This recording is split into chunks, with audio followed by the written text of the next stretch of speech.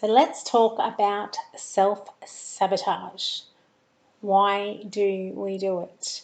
Quite often we ask ourselves, what is wrong with me? I know I've done that on many an occasion. So it is completely normal. You are completely human. In fact, the brain is like an overprotective parent, is how I describe it. The brain's one biggest function is to keep us alive, to keep us safe and protected. And so self-sabotage is all tied up with that. So I've got a little diagram of a bullseye, and I'm going to use this to show you what is happening when we're self-sabotaging. So you'll have to apologise. I apologise for my writing. CZ, that's in the middle. That's our comfort zone. And in some cases,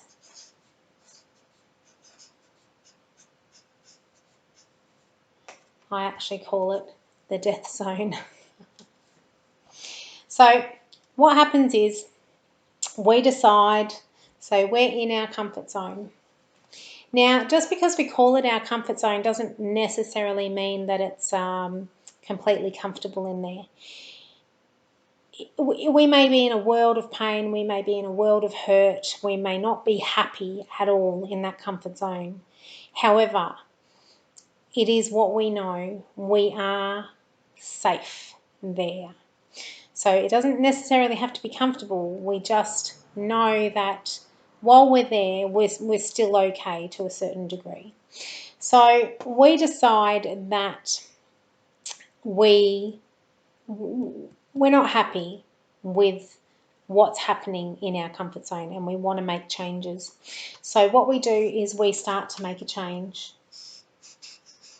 and we push outside of our comfort zone. So we push outside of our comfort zone, we make some changes. It is unfamiliar, it is uncomfortable, and what happens is sometimes when we push too much, the brain goes, danger, danger, Will Robinson. Do you remember that show? If you're in my age bracket, you will. Danger, danger, Will Robinson. It thinks that there's a saber-toothed tiger out there that's going to eat you because you're scared, because it's unfamiliar and it's uncomfortable. So your brain says, no, no, no, no, no, no, it's unsafe out there, and it pushes you back into your comfort zone. So then what happens is, once again, we're back in our comfort zone and we are unhappy, we're certainly not comfortable. We might be in a lot of pain, and it gets to the point where we decide, okay, that's it, I've had enough, I'm going to do something about this, I'm going to make changes again. And so what will happen is, because we already pushed out of our comfort zone to a certain extent before, now we push a little bit further out of our comfort zone. We get a little bit further. And, at that point, the good old overprotective parent of a brain that wants to keep us safe, again, is getting warning bells saying, danger, danger, Will Robinson, danger. It thinks there's a woolly mammoth out there that's going to eat us. And so it will push us back to our comfort zone. However, we haven't gone all the way back.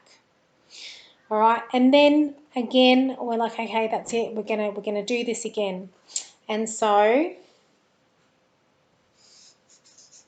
again, we push out of our comfort zone and we get further. So this is what happens.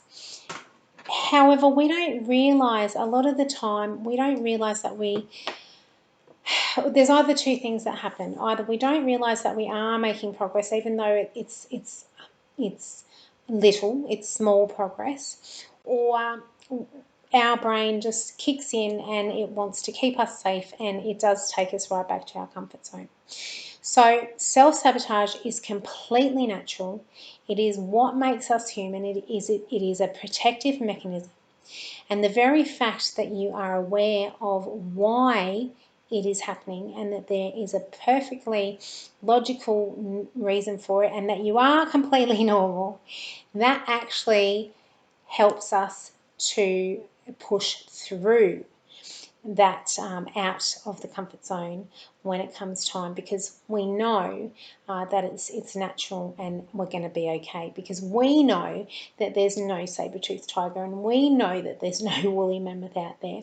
So by understanding how the brain works and by using that knowledge, we will be able to push through. So when you get that fear response and it makes you want to go back to your comfort zone, just push through and you will get there in the end. I'll see you in the next video.